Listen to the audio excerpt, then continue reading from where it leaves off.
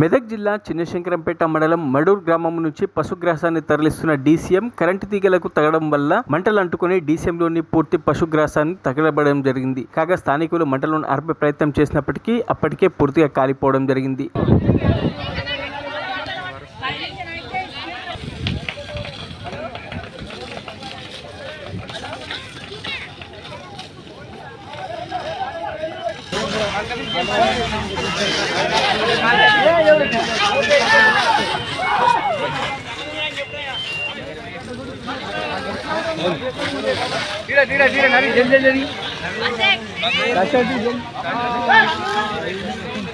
మరిన్ని అప్డేట్స్ కోసం మా ఛానల్ని సబ్స్క్రైబ్ చేయండి.